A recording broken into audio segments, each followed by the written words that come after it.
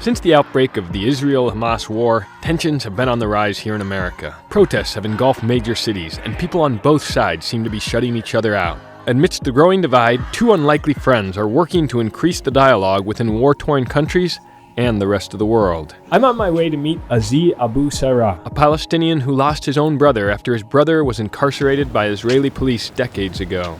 Scott Cooper, a Jewish American, went off the beaten path during his trip to Israel, meeting the Arab community living in the West Bank. This is their story. Hello, Aziz. Michael, Pleasure to meet you here. Thank you for coming. This region that's just been torn up over the last month. Can you talk about kind of your story? You were born right there. Right, yeah, I was born in Jerusalem. My brother was killed when I was 10 years old. He was arrested a year earlier and beaten up in prison, which resulted in his death. And so I grew up very bitter, very angry, and very much seeking vengeance, which was my life for 8 years. How does that kind of like manifest itself? I think the best way I can describe it is almost if I just walk to you and I go bam and I punch you in the face. So what would you do? Yeah.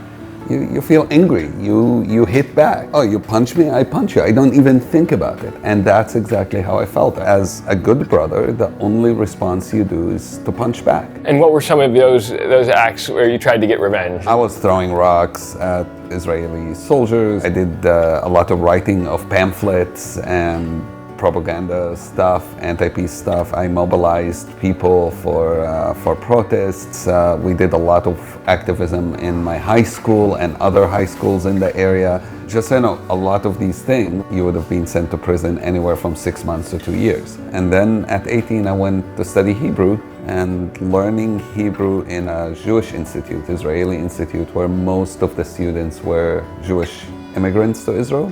And I was the only Palestinian there, and that made a huge difference in my life. Of trying to learn another language, Hebrew in this case, instantly opens doors of certain degrees of communication. But why did you take that act? It was mandatory to learn Hebrew in my high school. I refused to learn the language. I went through 3 years where it was mandatory to learn it, didn't learn a thing. I still passed all my tests. Sure, I know that. It was Spanish for me. I was like, this is the language of the enemy. I'm not gonna learn it. But at some point when I graduated high school, I realized that was dumb, because if you don't speak Hebrew in Jerusalem, college, work, life, it's over. So it's economics in part too. It was education and economics, absolutely. I realized you can't live in Jerusalem without Hebrew. That's extraordinary. Thank you so much for this. Thank you. Until I was 18 years old, I've never had a coffee like this with somebody who's Israeli Jew in my life. And suddenly when I went to that classroom, this became a possibility. And then you realize how much they and we are fed with so much misinformation, propaganda, fear, ignorance. I was again lucky to have an amazing teacher. She decided that our classroom wasn't about learning a language, it's about learning about each other. And suddenly I wasn't just a foreigner for them, I was their friend. And they were worried about me, worried about my family. You can't just have it as an abstract anymore. It's somebody you see, you understand, you feel, it's your buddy. An extraordinary journey, and one that eventually led to you forming a travel company that's trying to do this on a macro level, both globally, but also there in Israel. Talk about kind of that journey. I met Scott, who's a Jewish American, who's gone through his own journey. He's my colleague, he's my friend, but we honestly more like family. We are like brothers. He's the first person I'll call if I have any trouble. It's a close relationship. And even in these times, at no point we had an issue among ourselves because of what's happening in Israel and Palestine. We totally on the same page. There's little Scott over there. Good to see you. Thanks for coming.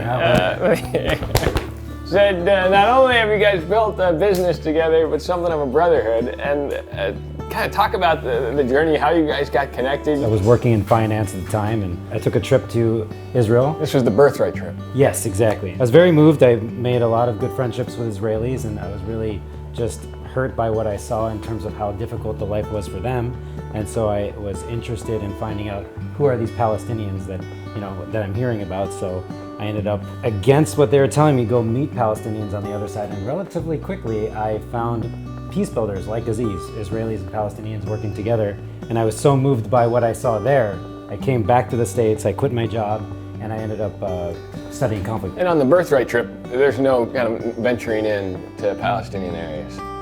No. The difficulty and the fear on the Israeli side, and I just was curious and I just wanted to learn. So I had the idea of, I'll just go and see what these folks were like. And that's what I wanted to do. It sounds kind of simple, but I have found over the years that it doesn't happen that often. Years later, they would eventually found one of the world's most unique travel companies, one that encourages locals and visitors to the Middle East and elsewhere to hear a multitude of perspectives regarding conflicts.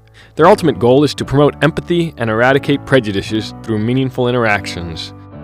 We're seeing, even in the United States now, Islamophobia and anti-Semitism on the rise. What do you think we can do to help even people in the United States overcome their differences? The problem we have is we often ignore this issue until it explodes. It's exploding because we didn't learn how to talk about it. There was no space for talking about it. And now to come and talk about it is much harder because people have so much emotions. The work that needs to be done needed to happen a while ago, still needs to happen now, but it's 10 times harder. We need to talk to each other. We can't live in our echo chambers. We need to hear. We can't let ourselves fall for propaganda. Don't jump to conclusions right away. And if you're calling for ceasefire, you're not anti-Israel or anti-Jewish. If you're calling for release of the hostages, you're not anti-Palestinian, you're not anti-Muslim. We need to be careful of how quickly we label people. You this or you that. We often think it's all about justice. I think a lot of what happens around us is about vengeance, not about justice, but people feel it's about justice. And Scott, there seems to be a kind of a cancel culture, people unfollowing friends they've had for a long time on social media after they see something posted, college campuses being incredibly divisive. How do you think people need to come to the table? With the orientation to listen, to ask people how they're feeling. Social media is all about talking and stating things, and it's not set up to listen to people. We're not taught to be able to speak and listen to each other in a safe space. So I would reach out to whomever is your closest friend from a different group and just ask how they're doing and try your best to suspend judgment and make those connections. And then from there, once you can get to that human level, I think the conversations about other things will be easier, and you might disagree. And we disagree all the time, but I see him as a human being. So I can hear things that are difficult for me. You've brought people around the world to view conflict in a different way. Not only, as you're saying, these dual narratives, but recognizing that there's just a multitude. Thank you both for your time. Thank you. We are almost the same age. No way! 10 days He's apart. 10 days older. So you forgot to check to see who he thought was older. That's what you usually, he's usually checking.